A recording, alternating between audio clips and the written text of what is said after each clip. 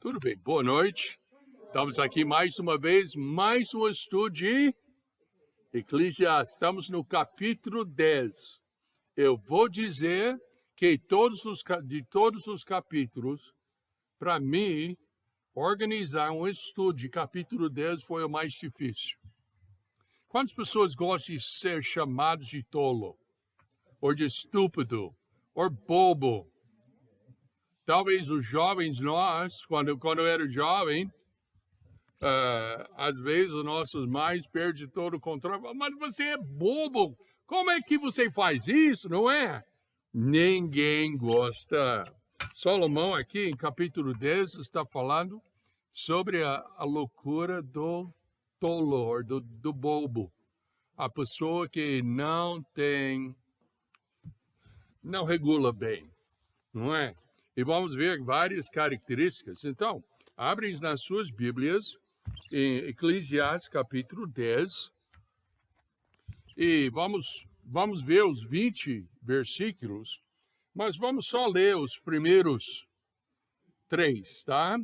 Assim como as moscas mortas fazem exalar mau cheiro e inutilizar o unguento do perfumador, assim é para o famoso em sabedoria e em honra um pouco de estultícia. O coração do sábio está à sua direita, mas o coração do tolo está à sua esquerda. E até quando o tolo vai pelo caminho, falta-lhe o seu entendimento e diz a todos que é tolo. O tolo chama os outros de tolo. Já pensou? Mas vamos ver o que esse tem para nós hoje à noite. Oremos. Precioso Pai, nós te agradecemos pelas Escrituras. E nós sabemos que o Senhor, da tua vontade, organizou a mente do Salomão e deu as palavras para ele dizer para nós o que é importante para a gente saber. Agora, o Pai, ajuda que a gente possa ser sábio e não tolo. E vamos evitar também as características de um tolo. Em nome de Jesus eu oro. Amém? Amém. Então, ninguém gosta de ser chamado de tolo. Ninguém. O Salomão começou no verso 1 falando sobre a desgraça do tolo.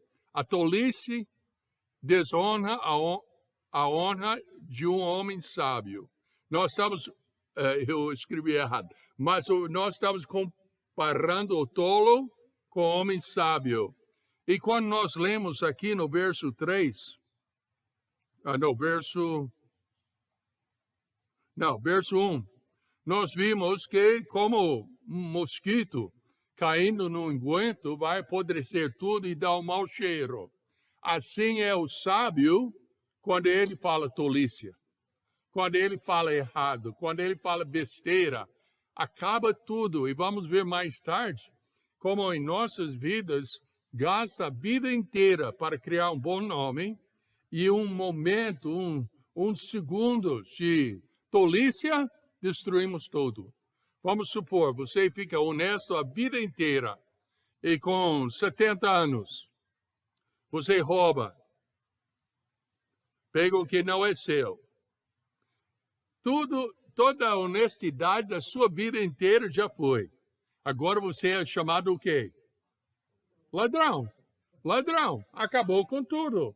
Vamos supor que você é uma pessoa de ética bem alta e tudo, e chegando aos mesmos 70 anos, você solta uma mentira que foi um daquelas bem desenvolvido e tudo. Então, o resto da sua vida você é o quê? Mentiroso. Então, esse é o que o versículo está falando, que o tolo tem a sua tolice, mas o sábio, se fizer a coisa boba assim, ele vai ser conhecido como o bobo. Moscas mortas, enxalar a pomada do perfumista. Salomão seguiu uma forma familiar em afirmar provérbios. Então, provérbio é uma sentença, uma frase curta que ensina uma coisa maior. E ele está fazendo aqui.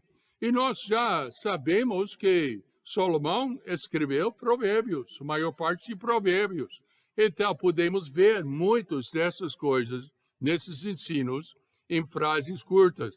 Uma afirmação óbvia é feita, que moscas mortas estragam uma pomada fina e faz com que ela cheire mal. E a sua bobeira, a minha bobeira, faz o nosso testemunho, o nosso ministério e tudo também cheira mal. Eu tinha um pastor uns anos atrás que estava aqui em Catalão, ele não está em Catalão mais, e estávamos andando juntos em Catalão, e cada lugar onde a gente passou, tinha pessoas falando, ô pastor Bill. Até ontem, foi ontem, não foi, Suzana? Que eu parei no lugar e o homem passou lá e falou, pastor Bill, como é que vai? Eu não sei quem era, mas a gente, depois de 30 e tantos anos, é conhecido aqui na cidade. Já pensou, se tiver um testemunho ruim, não seria, pastor Bill, seria. Você viu aquele homem? Ele já fez isso. Não é assim? Então, nós temos de guardar, porque como as moscas estraga o perfume, também as suas palavras, as suas ações, também estragam o seu testemunho. Assim cheira mal uma pequena loucura para alguém respeitado pela sabedoria e honra. Então, nós temos que guardar. Eu lembro uma vez lá em Ituiutaba, eu estava construindo lá uma igreja. Eu fui em Brasília, naquela época, para trocar dinheiro, para negociar dólar e tudo, era difícil demais. Eu fui até Brasília para trocar dinheiro e voltei de Brasília com o dinheiro para construir numa maletim.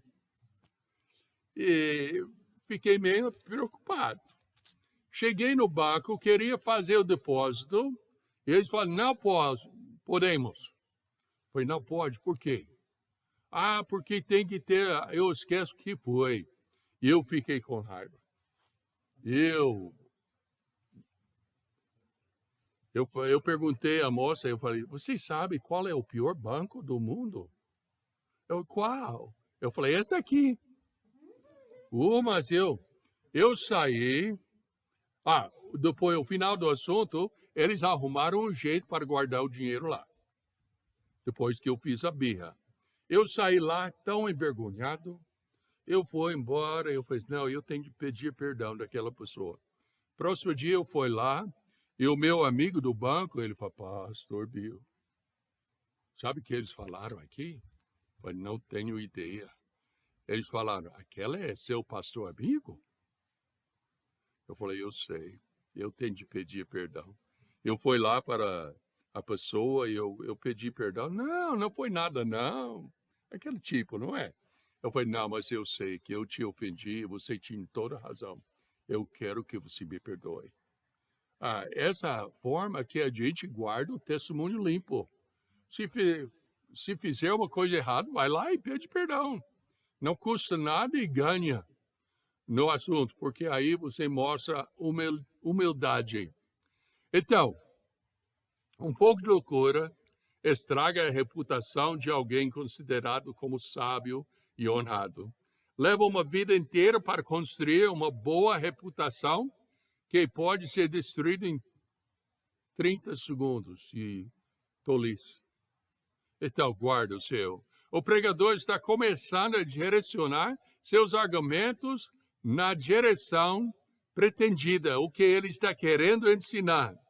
E Eclesiastes 10:1, nos lembra que mesmo pequenas coisas têm as suas consequências. Quem lembra de um versículo no Novo Testamento que ensina este princípio? Qual? No Novo Testamento. O livro antes de Efésios, que é Gálatas. E não está em capítulo nenhum, 2, 3, 4, 5. Capítulo 6, versos 6, 7 e 8. Não erreis, Deus não se deixe escarnecer, porque todo que o homem semear, isso também se fará. Porque o que semeia na sua carne, da carne se fará a corrupção. Mas o que semeia no Espírito, do Espírito se fará a vida eterna. Aninha, se você não estudar para uma prova, qual é a marca que você vai tirar? Não é? E vai falar com a professora.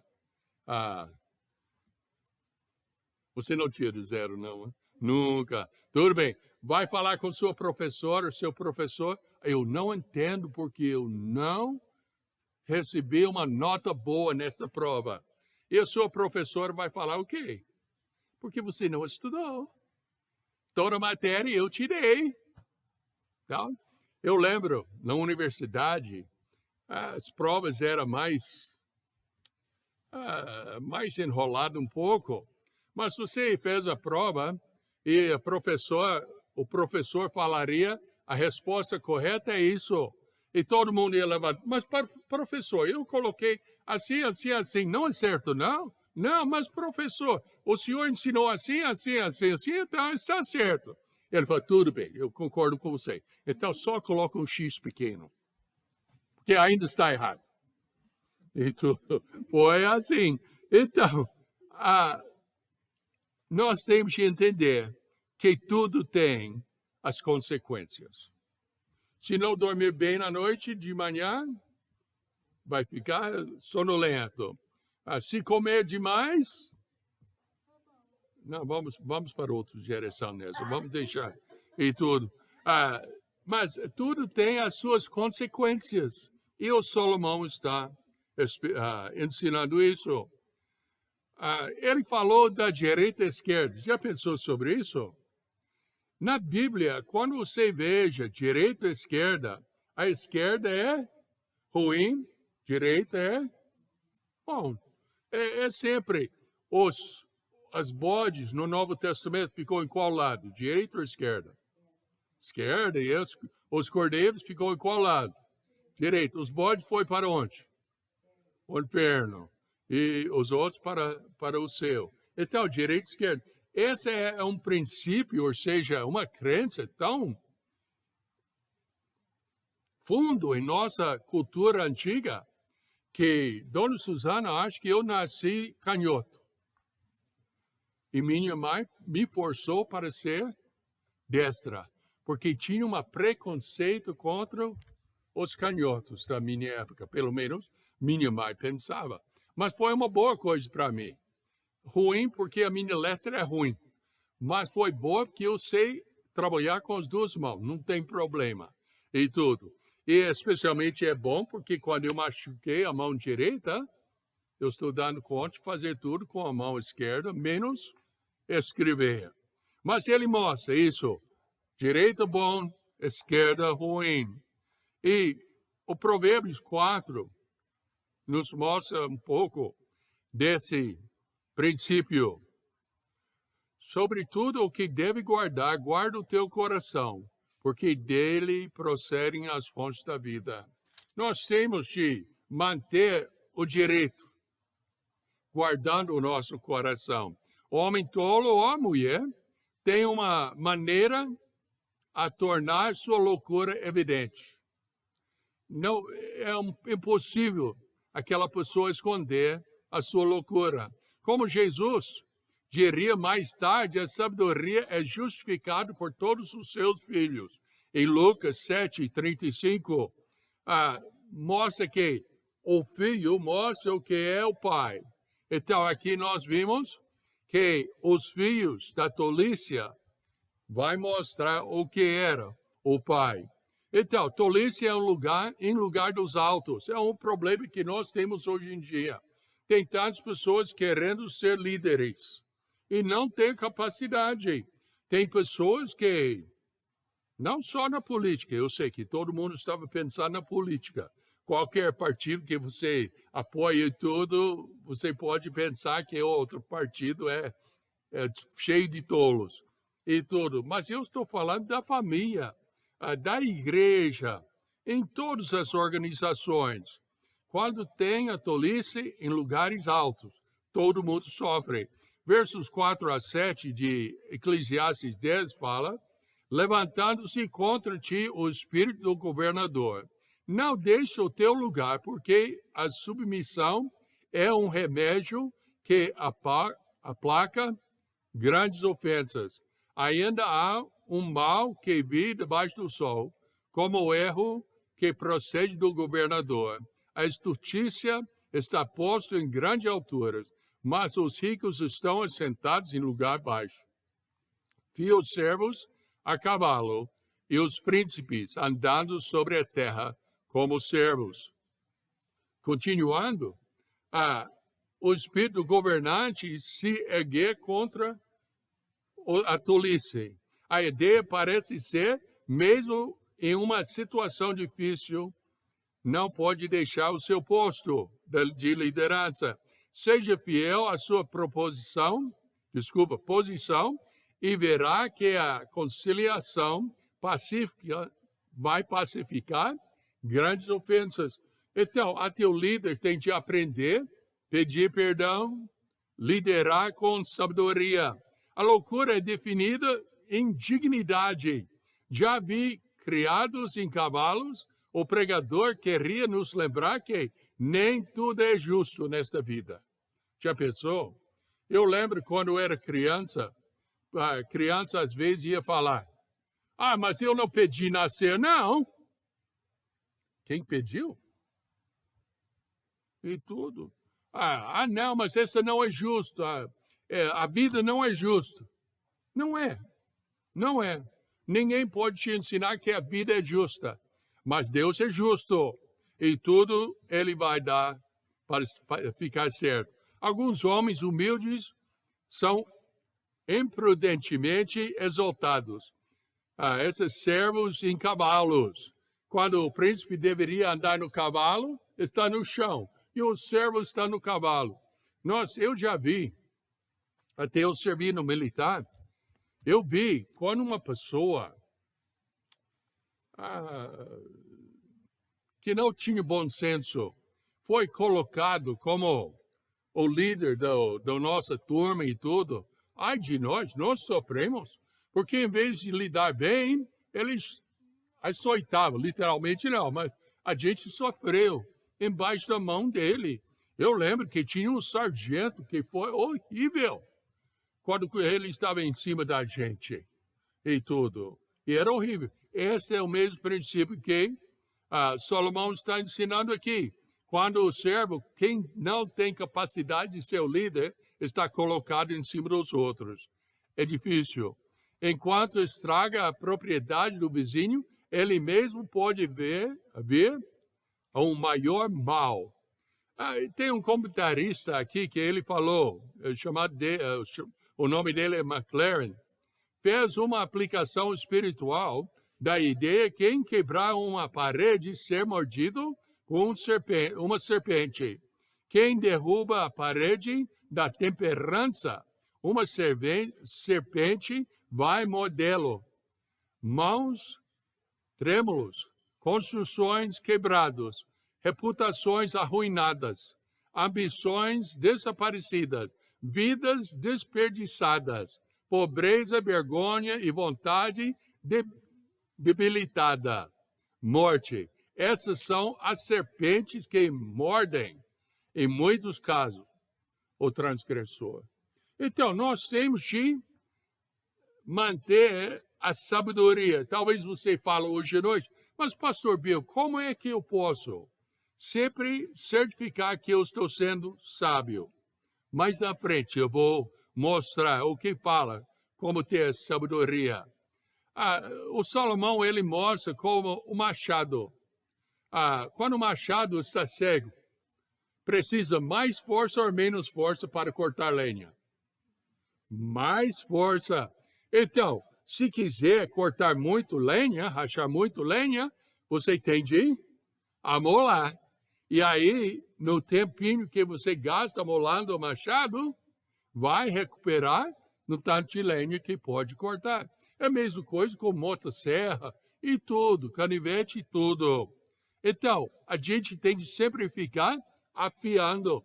Eu lembro um versículo que fala que o amigo verdadeiro é como a, a faca e pedra, que uma amola a outra e afia o outro.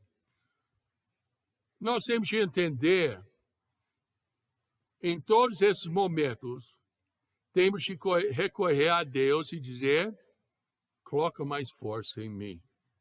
Eu lembrei um versículo que eu escrevi aqui, que seu poder seja ampliado na minha fraqueza. 2 Coríntios 12, 9, fala e disse-me, a minha graça te basta, porque o meu poder aperfeiçoa na fraqueza. Paulo fala de boa vontade, pois me gloriarei nas minhas fraquezas, para que em mim habite o poder de Cristo. Nós temos que entender que a submissão nossa diante do Deus poderoso, o que é que vai dar vitória em todas essas áreas. A conversa boba do tolo morde como uma cobra. Olha em versos 11 a 14, no capítulo 10. Seguramente a serpente morderá antes de estar encantada, e o falador não é melhor. Nas palavras da boca do sábio há favor, porém os lábios do tolo o devoram.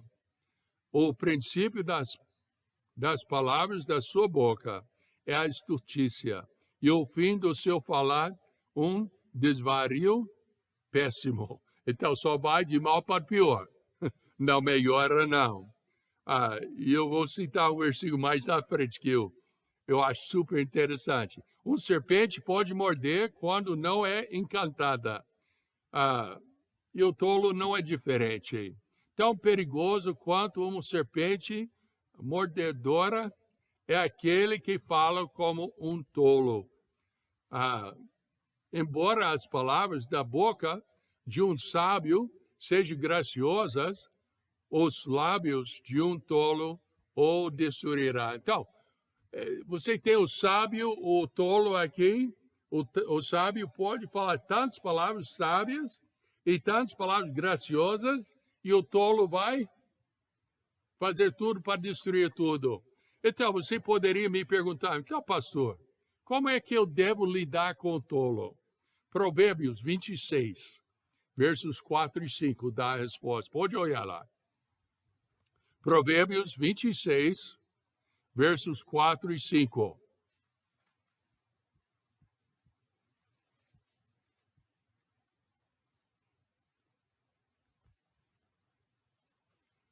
Não respondas ao tolo segundo a sua estultícia, para que também não se faça semelhante a ele. Responde ao tolo segundo a sua estultícia, para que não seja sábio aos seus próprios olhos. O que o versículo está ensinando? De qualquer jeito que você mexe com o tolo, você vai sair perdendo. Então fica longe do tolo. Está ensinando. Se falar segundo a sua estultícia, vai sair perdendo. Se não falar, vai sair perdendo. Então fica longe do tolo. Na escola, agora não tem problema, não é? Você fica em casa. Mas nessas suas escolas, começa uma conversa errada e tudo, dá meia volta e vai-se embora. Eu já tinha pessoas falar comigo, pastor Pio, eu tenho uma piada, quer ouvir? Eu falei, é limpo ou sujo? É mais ou menos, eu não quero. Ué, não quero.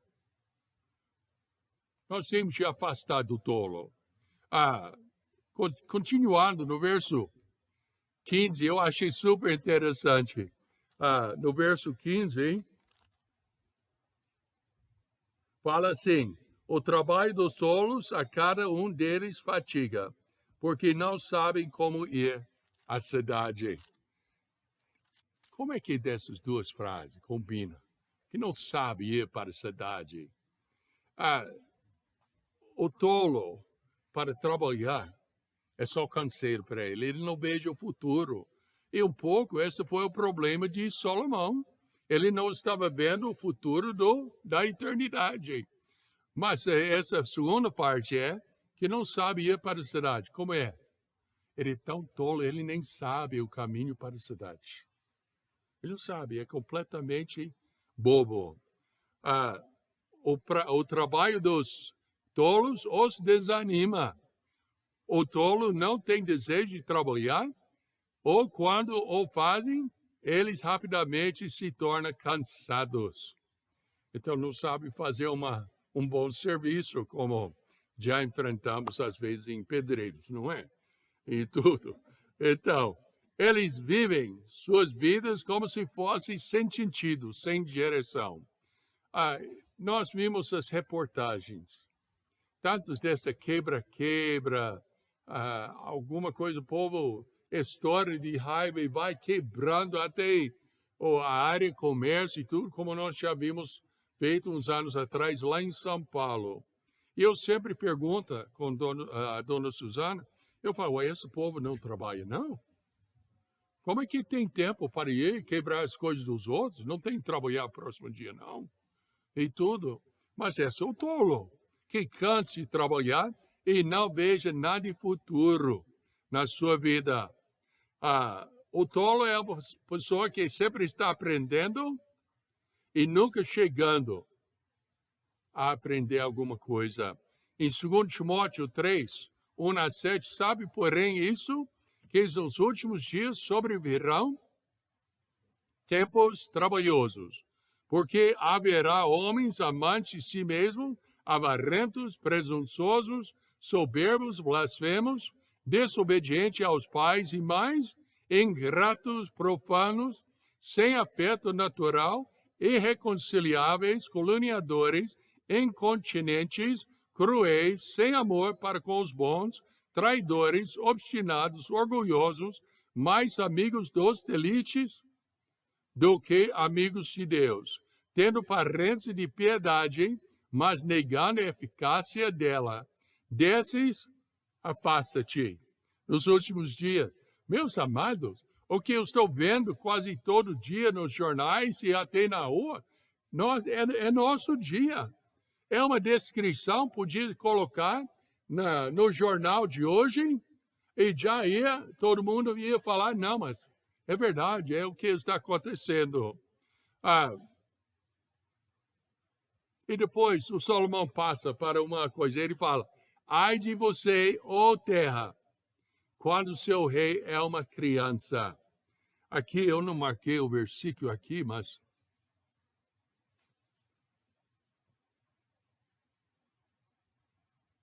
isso, verso 17, verso 16. Ai de ti, ó terra, quando teu rei é uma criança, e cujos príncipes comem de manhã. Bem-aventurado tu, ó terra, quando teu rei é filho dos nobres, e teus príncipes comem a tempo para se fortalecerem, e não para bebedice. Está falando o quê? Não está falando de criança, de idade, mas de maturidade. Quando eu estava estudando isso, nós estamos numa época que nós estamos precisando de líderes na família, nas igrejas, até líderes políticas que não vão agir como criança. Criança é o quê? Já notou? Talvez faz um tempo, mas lembra quando a criança tem 3, 4, 5 anos, tem uma brinqueda lá que está à toa, ninguém está mexendo. E chega outra criança visitante, e aquela criança vai para aquela brinqueda e o que o primeiro faz? É meu! E vai fazer birra e tudo. Esses são os adultos hoje em dia. Tudo avarento, querendo o que é seu, em vez melhor para a comunidade na sua liderança. Eu já vi isso em pastores, que está querendo aproveitar mais para si mesmo, em vez de fazer melhor para a comunidade. Eu já vi em líderes políticas. Eu estou vendo até grandes líderes no mundo que está fazendo essa mesma coisa.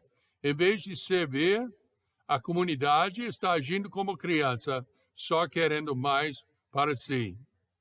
A primeira necessidade de uma nação é um líder maduro.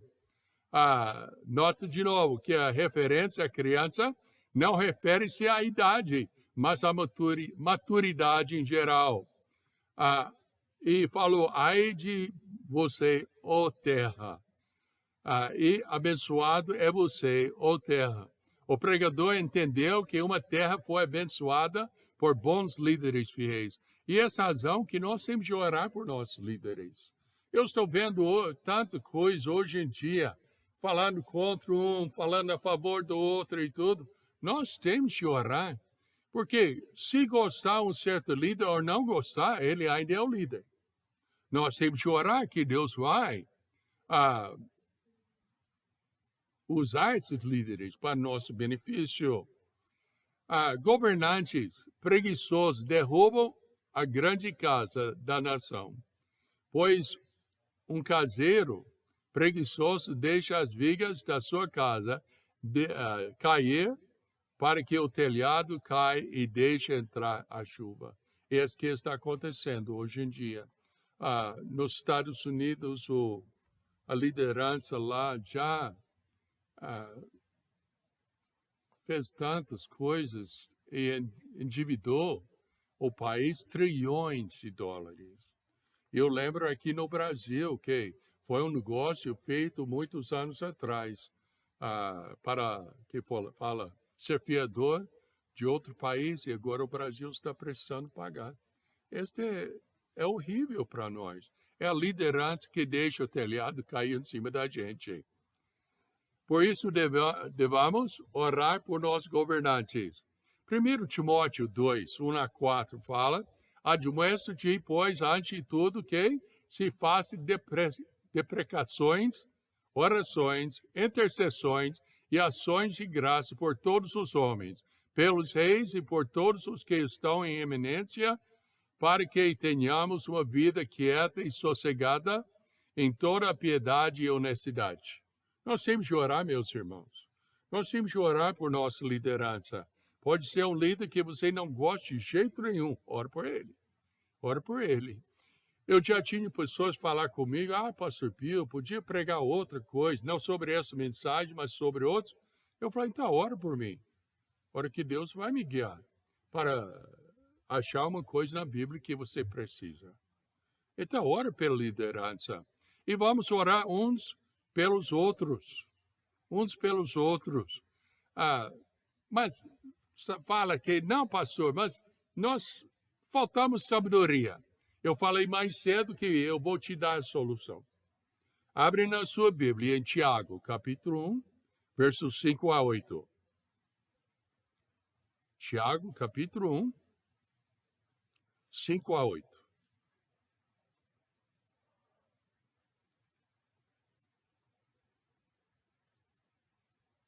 E se algum de vós tem falta de sabedoria, peça a Deus, que a todos dá liberalmente, e o não lance em rosto, e ser-lhe-á dada. Peço-a, porém, com fé, nada duvidando, porque o que duvida é semelhante à onda do mar, e que é levado pelo vento e lançado de uma para outra parte. Não pensa tal homem que receberá do Senhor alguma coisa. O homem de coração dobre é inconstante em todos os seus caminhos. E agora, Tiago 5, versos 16. Confessai as vossas culpas uns aos outros e orai uns pelos outros, para que sarreis a oração feita por um justo. Pode muito em seus efeitos. A solução, falei que eu daria a solução. Eu não dei nada, é Deus que deu. Mas Tiago 1, versos 5-8 e Tiago 5, verso 16. Amém? Tolo. Quem gosta de ser chamado tolo, estúpido, bobo? Ninguém. Nem eu não quero ser. Então vamos ser sábios. Amém?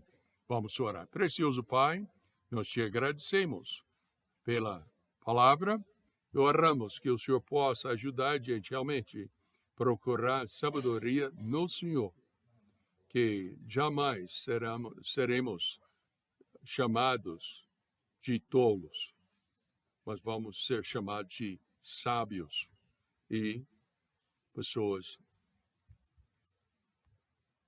santas, separadas do pecado. Em nome de Jesus Cristo, Senhor.